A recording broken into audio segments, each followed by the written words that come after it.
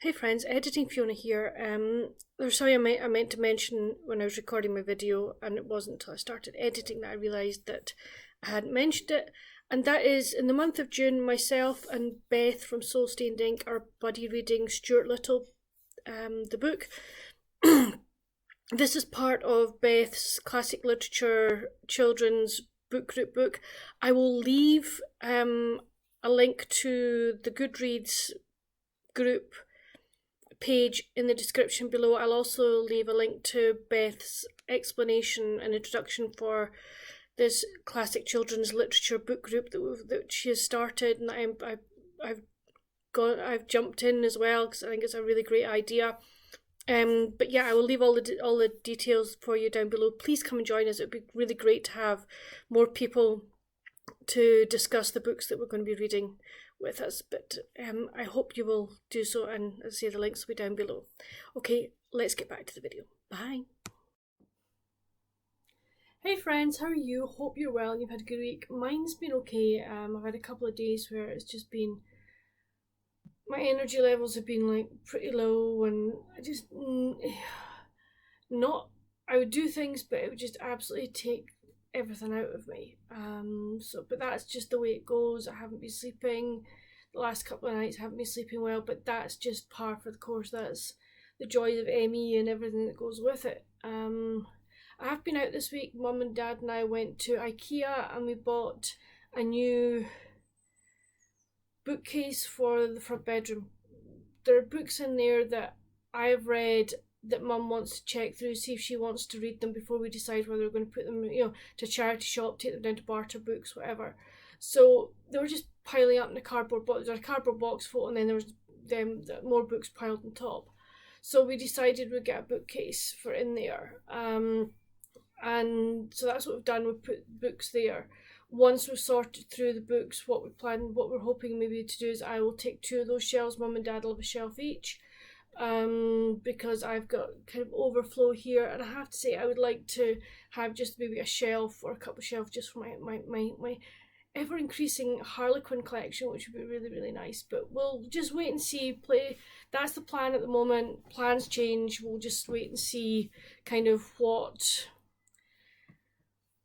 happens. So reading wise, it's been a slowish week. Three books, and then if we count what I'm reading now, about 3.5 books.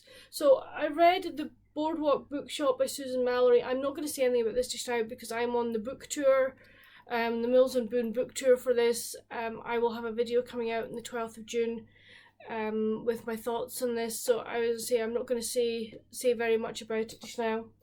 I then picked up what was my May TBR bingo read, which was Christmas Data Breach by K.D. Richards. I absolutely adored this book. I romped through it.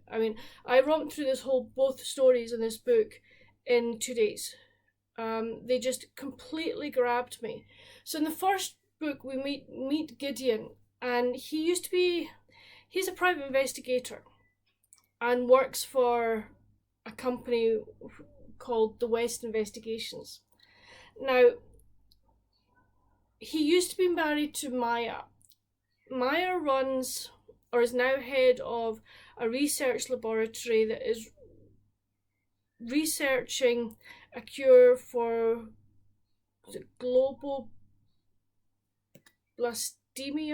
brain cancer. I don't know if I've got the name right, but it was a brain cancer. And one day she is coming back to the lab after having been for a coffee to hear somebody in the corridor going, "I can't find her, but I've set fire to the lab." She hides from this person, and then she runs to her lab, tries to save what she could of her data, and tries to put the fire out, but then ends up having to dial 911. Police come, and the lady that is the chief investigator, she wasn't that nice actually. She sort of thinks, you've done this, and she says, right, okay, one of my officers will take you home. But the guy actually tries to kidnap her. Maya gets away and she runs and hides and actually runs to Gideon's. And the story unfolds from there. It's, he and his company try and help her work out who set fire to the lab. Various other things are happening to people who work for her. And there are lots and lots of suspects. It was really good because it was like, it kept the pace. It was very good. It just kept going and going. You're like, oh, what happens next? What happens next? You also have, with it being an intrigue, it also has there is a romance there again between Maya and Gideon, and it was really well done. It was slow burning, but it was really, really, really well written. So I thoroughly enjoyed it. I then read Colton, Internal Affair by Jennifer D. Bokal. This is part of the Coltons of Grave Gulch series, and I've read I think it's the next one in this series. Before I read this one, I hadn't realised. But in this one, we meet Grace Colton, and she is a police officer. And there's been a lot of trouble in Grave Gulch because it has been found that some of the police department are, what's the word I'm looking for? Are not as clean as they should be, okay? There's been discrepancies, etc. And herself and her police partner are out on patrol, and Grace sees this man trying to get into a house. She gets out the car, says to her partner, drive round and stop him. I'll go from here. And the partner goes, yeah, that's fine, no problem. Grace does everything she does. She puts on her camera, makes her instructions really clear. The guy runs off, throws his bag at her, and then runs into the park and pulls a gun and goes to fire, but she fires first. But when her partner hasn't arrived, because there's been a protest outside the police station, so he gets caught up in that because the people won't let him past. By the time he arrives, Grace is called for 911. There are two witnesses that saw the whole incident and run off, and there's no gun to be found. So we now have the investigation as to what happened in the park. Did the guy actually have a gun?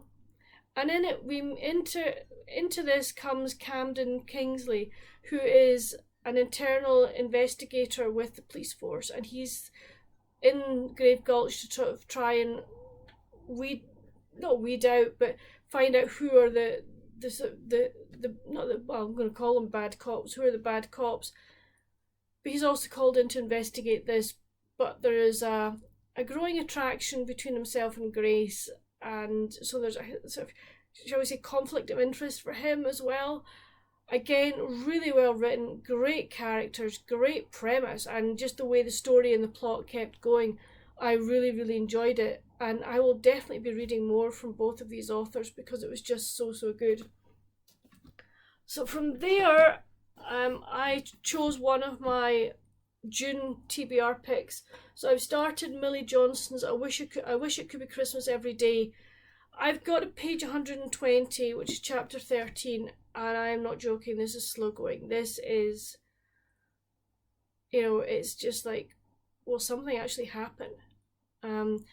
Premise of the story, it sounds really good, like six people stranded in a pub in the middle of Yorkshire, on the Yorkshire, like the Yorkshire Dales sort of area. It's absolutely chucking it down with Christmas. It's chucking it down with snow. Christmas is 2 days away.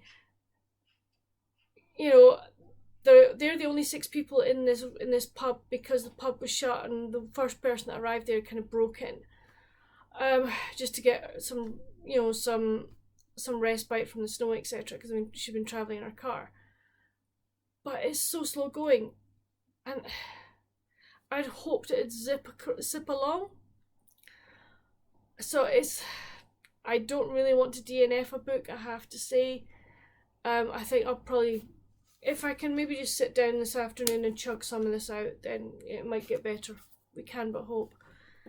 And then on my Kindle, I started I think it's book 5 in the Poppy Seed Creek series by Rachael Bloome, Whisper in the Wind. which is Lucy and Vic's story, and I'm really, really enjoying it. It is really, really fun. So yeah, I am thoroughly enjoying it. I don't want to say very much about it until I've finished it. So that's kind of those two books. I listened to this one at bedtime at night, and it's just so nice to be sitting, to be lying in bed with somebody reading me a story. It's great. And then this one. So these will be the two that I will just be continuing this weekend. So what else am I going to do this weekend? Well, we've got rugby. We've got the quarterfinals of the United Rugby Championship this weekend, so I'll definitely be watching that. I have some crafting to show you. I started a cardigan. I saw a video on YouTube and I thought, oh, that looks really nice. So, she says dropping her stitch off the hook. That's really helpful, Fee. So yeah, that's my back so far. I think eventually it's going to go that way, but it's going to be a big oversize, but I just really like the way this is working out. I love the colours. So I would hope, I've got another 16 rows to do, so I would hope that maybe by the time Sunday rolls round I may have finished the back, so that would be really nice. I happen to be on Etsy this week because it's my birthday this month, and my mum and dad were wanting to get me something, and I'd seen something, and I was showing it to them, and they're like, "Oh yeah, just that's fine, yeah." So they got it for me, which was really nice. I will let you see it when it arrives. But after I'd sort of looked at that stuff, you know, things just pop up in your Etsy feed, as it were, and I saw this cross stitch, and I thought, "Oh my goodness, this is just so me." So it is from Soda, which is a Sense of the Daily Art cross stitch design, and I am not joking. I'm just going to let you see it. Is that not just the cutest cross stitch? Tree delivery, 3 gnomes delivery, Christmas tree. I thought, oh, that is so cute, I've got to have it. So yeah, I bought it for myself. I still got to buy the Aida and everything, but I just thought, oh no, that is too cute to pass up. So yeah, so that's kind of my crafting. I want to start maybe a cross stitch this weekend. I got some from Pigeon Coop Designs, which is a Toronto based designer, and he has one which is like three cabins, so I think I might start one of the cabins this week. I've done one of his previous designs, which is the reading nook, and it's beautiful. So I might start my cabins one this weekend. So yeah, but that's it for kind of my weekend reads weekly wrap up. Please let me know down in the comments, have you read any of the books I've talked about? What did you think of them? What are you reading this weekend, and do you have any plans? Are you doing anything, if you're in the UK, to celebrate, or wherever, are you doing anything to celebrate the Queen's Platinum Jubilee? It'd be really nice to know. We're not doing anything, but I have to say I do admire her. I'm not a royalist, but I do admire her, the fact that she's given 70 years of service, and, you know, has kept her promise to the nation that she made when she was that very young lady. So yeah, she is to be admired for what she's done. But that's it for this video, friends. Please hit that subscribe button, like button. I know I've received a few new subscribers within the last week, so thank you very much. I really appreciate it. I hope you stay around and that you enjoy the videos I make. But until next time, friends, stay safe and happy reading. Bye!